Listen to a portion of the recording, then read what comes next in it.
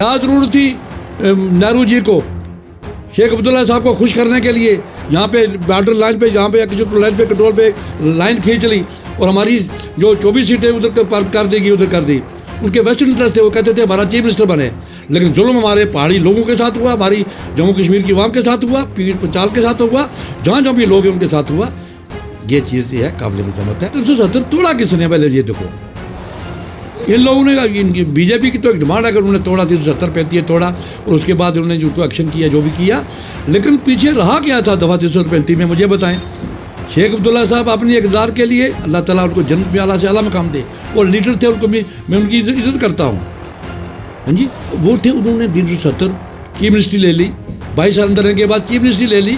क्या ज़रूरत थी चीफ मिनिस्ट्री लेने की, प्राइम मिनिस्टर रहते ना। कर लीजिए वोटों की गिनती और कुर्सियाँ गिन लीजिए, और जब फुर्सत मिले ये अर्थियाँ गिन लीजिए। जल रहे कश्मीर के चूल्हे पे अब तक दोस्तों किसने सेकी कितनी कितनी रोटियाँ गिन लीजिए।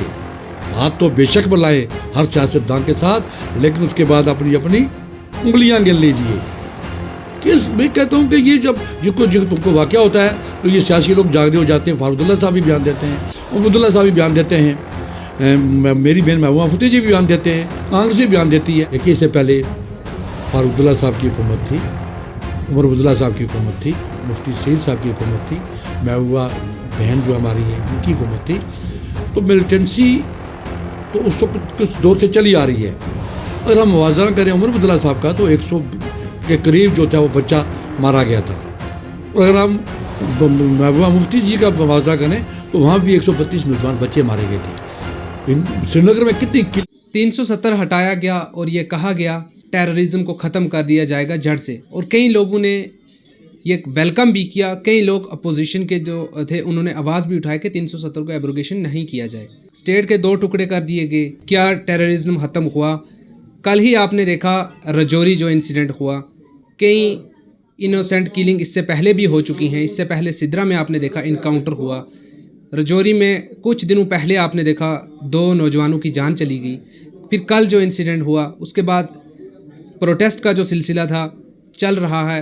उसी मुद्दे पे हमारे साथ बातचीत के लिए मौजूद हैं Pir Panjal human right organisation के चेयरमैन और सीनियर एडवोकेट मोहम्मद ज़मान साहब, बहुत बहुत शुक्रिया अपना कीमती समय देने के लिए। किस तरह से इस इनोसेंट किलिंग को आप देख रहे हैं जो भाजपा के वक्त में हो रही है? क्या इससे पहले जो, क्योंकि आप सीनियर सिटीज़न भी माने जाते हैं, क्या इससे पहले जो पार्टियाँ थी उनके वक्त भी इतनी इनोसेंट किलिंग जो हो रही थी, या जो भाजपा के वक्त ज़्यादा हो रही है? देखिए, आपका बहुत बहुत शुक्रिया इसरार साहब और आपका और आपकी टीम का कि आप एक बड़े नाजुक इशू को लेके आए हैं।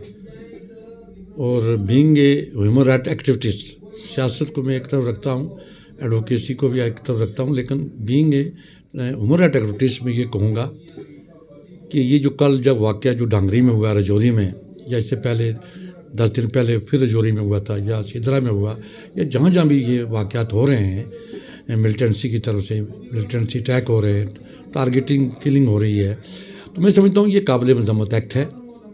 ये मैं कहता हूँ कि ये जितनी भी इसकी मजम्मत की जाए कम है, क्योंकि ये मतलब इंसानियत को दहला जाने वाली ये बात है। देखिए, इंसानियत को बचाने के लिए हर मज़हब कहता है कि इंसानियत होनी चाहिए, बचना चाहिए, हर मज़हब ये कहता है, लेकिन अगर उसकी वायलेशन हो जाए, उसके साथ हुकूमतदौली हो जाए, ह्यूमन राइट्स जो वायलेशन हो जाए, या मानव जाति अधिकारों का उल्लंघन हो जाए, तो मैं समझता हूँ कि ये गलत बात है, ये काबिल मजम्मत एक्ट है।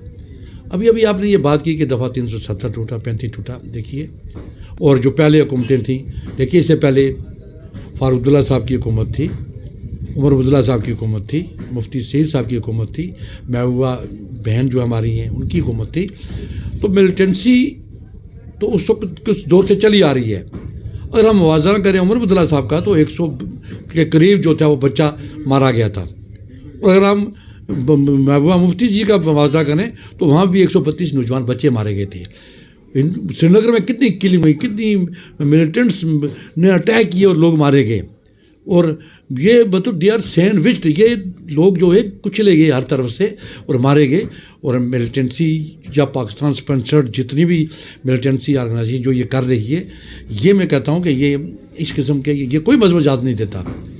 ये एक दुखदायी बात है। और ये मैं आपको बताऊं कि दफ़ा 370 या 35 उसको छोड़ें आप, مجھے بتائیں کہ وہ کسی شاعر نے کہا ہے کہ کر لیجیے ووٹوں کی گنتی اور کرسیاں گن لیجیے، اور جب فرصت ملے یہ ارتھیاں گن لیجیے، جل رہے کشمیر کے چولہے پہ اب تک دوستو کس نے سیکی کتنی کتنی روٹیاں گن لیجیے، ہاتھ تو بے شک بلائیں ہر سیاستدان کے ساتھ، لیکن اس کے بعد اپنی انگلیاں گن لیجیے۔ میں کہتا ہوں کہ یہ جب تم کو واقعہ ہوتا ہے تو یہ سیاسی لوگ جاگرے ہو جاتے ہیں، فاروق اللہ صاحب بھی بیان دیتے ہیں، عبد اللہ صاحب بھی بیان دیتے ہیں، میری بہن محبوبہ مفتی جی بھی بیان دیتے ہیں، کانگریس بھی بیان دیتی ہے۔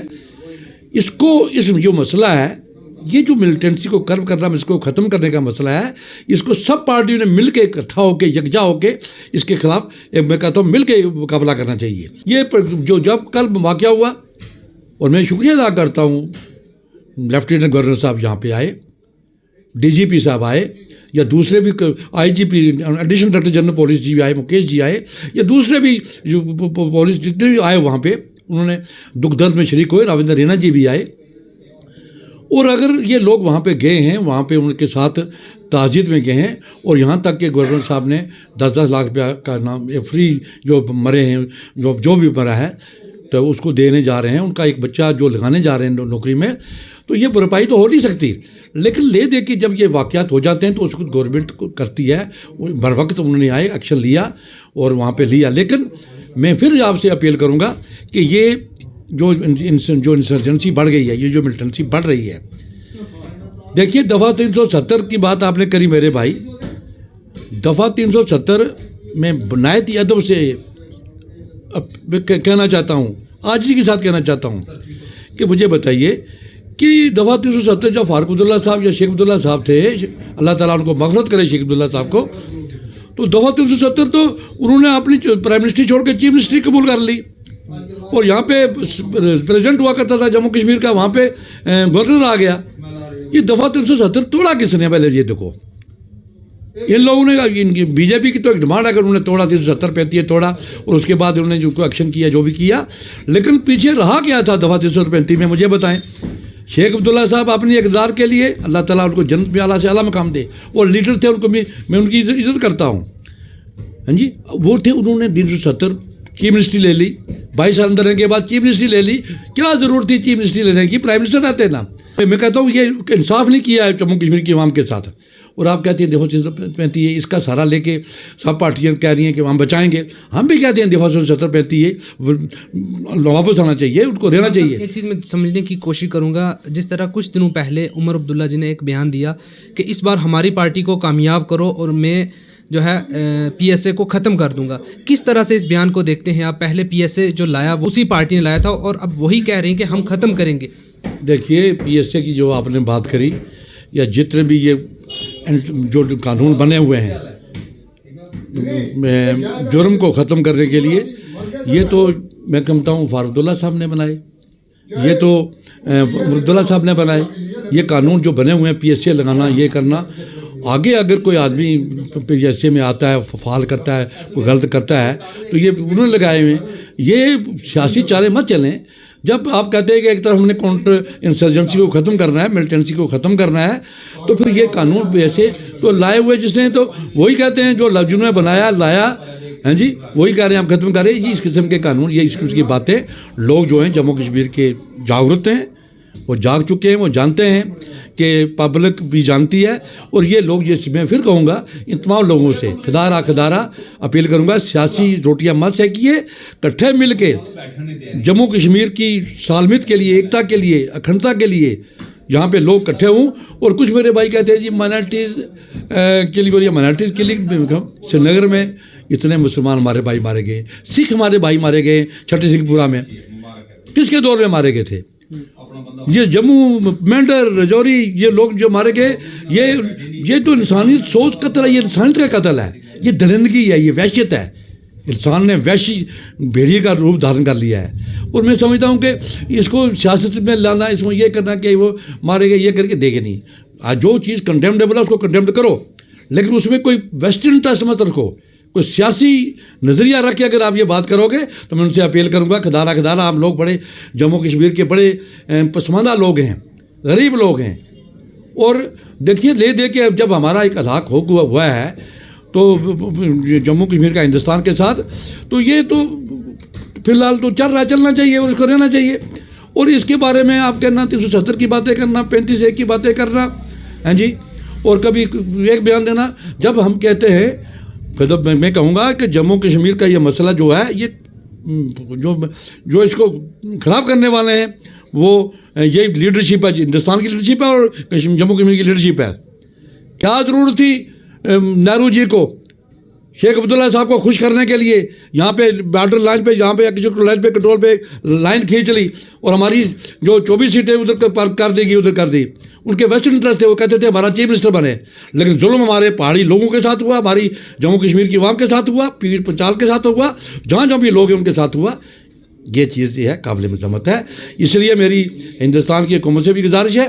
عثمان صاحب ایک چیز میں سمجھنے کی کوشش کروں گا، رجوری پونچھ جسے جموں کشمیر میں ایک بھائی چارہ دیکھا جاتا ہے، لیکن خاص طور پہ رجوری پونچھ کا جو بھائی چارہ ہے، ہندو مسلم سکھ عیسائی کا جو اتحاد ہے وہ بنا رہتا ہے. جس طرح کل رجوری میں کیلنگ ہوئی، ہندو بھائیوں پہ گولیاں چلائی گئی، اس کے بعد کچھ لوگ جو ہیں ہندو مسلم کا اس کو دینے کی کوشش کر رہے ہیں، کچھ لوگ جو ہے اپنی سیاسی روٹیاں سیکنے کی کوشش کر رہے ہیں. کس طرح سے دیکھتے ہیں؟ یہ چیز غلط ہے. واقعہ جو ہوا ہے وہاں پہ میں کہتا ہوں ہماری 2 چھوٹے چھوٹے بچے جو ہیں وہ مارے گئے ہوئے ہیں، بلاسٹ میں مارے گئے ہیں. اتنی کلنگ ہو گئی ہیں. جن کے گھر میں ماتم ہوتا ہے اس کو پتہ ہوتا ہے. اور یہ لوگ جو کی باتیں کرتے ہیں، اور یہاں پہ میں سمجھتا ہوں کہ یہ انسانیت کا قتل ہے. اس کو بچانے کے لیے، بینگ انسانی حقوق کو بچانے کے لیے، مانو جاتی ادھیکاروں کو بچانے کے لیے، کہیں النگن نہ ہو، ہیومن رائٹس وائلیشن نہ ہو، اس کو بچانے کے لیے سب لوگوں کو آنا چاہیے. یہاں پہ بھائی چارہ رہنا چاہیے. کوئی مذہب نہیں سکھاتا کہ ایک دوسرے کے خلاف بولو. مذہب نہیں سکھاتا آپس میں پیار رکھنا. ہندی ہم وطن ہے ہندوستان ہمارا. لیکن یہ جو سیاسی لوگ اس قسم کی سیاسی روٹیاں سیکھ رہے ہیں، کھدارا وہ آگے آ کے کنڈیم کریں جو غلط کرتا ہے. اگر پاکستان سپیشل سے یہ آ رہی ہیں یا یہ 2 بے گناہ مر رہے ہیں، معصوم لوگ مر رہے ہیں، جہاں بھی کوئی بے گناہ کا قتل ہو، معصوم کا قتل ہو، اس کو انسان کے ناطے دیکھا جائے. اس کو یہ نہ دیکھا کہ یہ ہندو مسلمان سکھ مارا گیا ہے، اور یہ نہ کہا جائے کہ یہ مائنارٹیز ماری گئی. مائنارٹیز کیا، ہم سب انسان لوگ ہیں. جموں کشمیر جو رہ رہے ہیں، جتنا بھی قتل ہوئے مارے گئے، یہ انسانیت کا قتل ہے. اس کو بچانے کے لیے تمام سیاسی پارٹیوں کو، سوشل آرگنائزیشن کو، اور جو بھی سٹیزن لوگ ہیں ہندو مسلمان سے کوئی سامنے آئے تاکہ یہاں پہ امن شانتی بھائی چارہ ہو سکے، اتفاق ہو سکے، رہ سکے.